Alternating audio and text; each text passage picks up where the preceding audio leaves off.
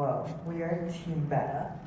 On the team are Curtis, David, Alex, Anthony, Andrew, Josh, and Nuri.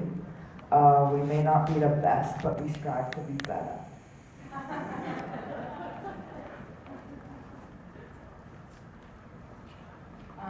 Team strategy. At first we planned to climb the mountain and score in the upper goal.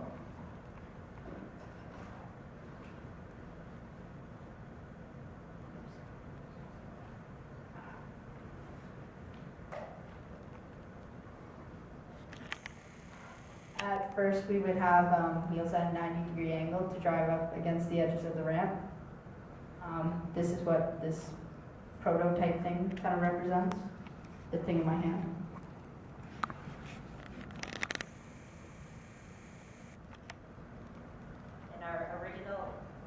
In our original arm design, we had an arm attached to a claw, and the claw was used for picking up the ping pong ball. And a string would pull on the claw and the arm, and because the claw was under less tension, the claw would close first, and then the arm would come up. And then when the string was released, the arm would come down, and then the claw would open, unless there was something in the way. So when the robot was scoring, then the arm would drive against the wooden board. And since it can't move anywhere, then the claw would just release when the string is released. And this is an animation that shows how that works.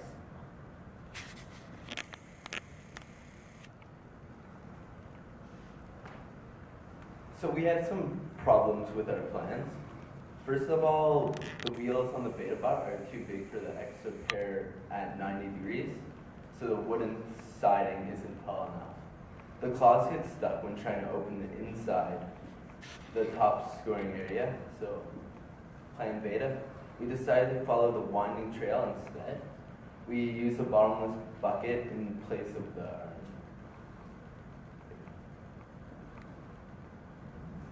So some problems we encountered while following.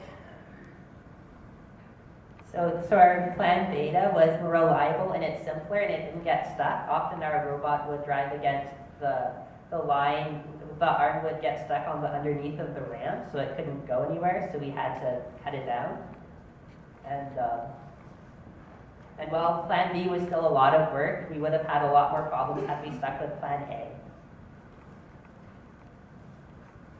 So some problems we encountered with following the line was the robot didn't turn fast enough at the 90-degree angles, so we added 2 more light sensors so we could have separate actions for the 90-degree turns. The other thing we noticed was that our robot got stuck at certain places along the line, so we added a proximity sensor to avoid those 2. The final issue we encountered was that we were using a bottomless cup to push the ball, and we were just going to drive into the gate hoping the ball would fall out, but we realized that the ball wasn't long, the bucket wasn't long enough, so we decided to raise the bucket and then just push the ball into the goal.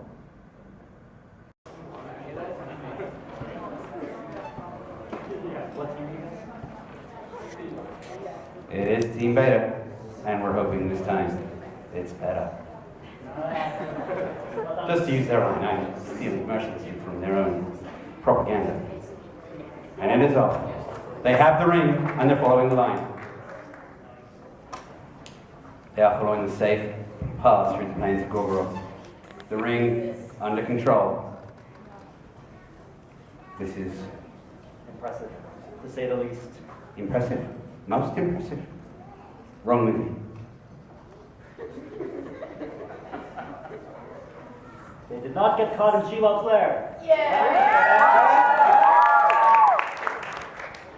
They're coming close for a second time. Yes. Free!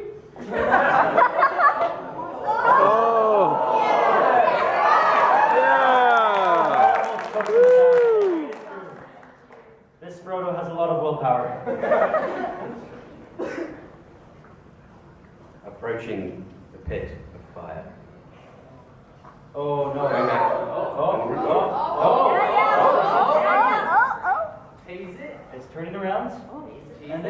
through.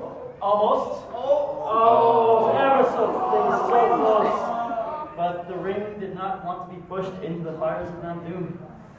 It seems to be caught. We know it goes back if it crosses the line. They're taking a slight nap. They're a little tired from their long trek through the winding roads, avoiding Shelob and all that. Waiting for Wildor. And And so, they're on the way, with the ring still on the edge of Mount Doom. Close enough, right? And they made it through.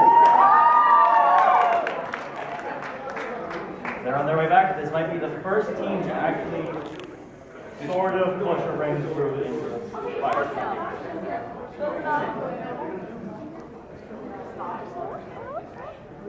our Sheila, the last chance to get caught in the web, rapidly approaching. But They've avoided Sheila once more. They're smart hobbitses. Very, very smart hobbitses. Hobbitses. That's a word. approaching the finish line. Taking their time getting back to the Shire.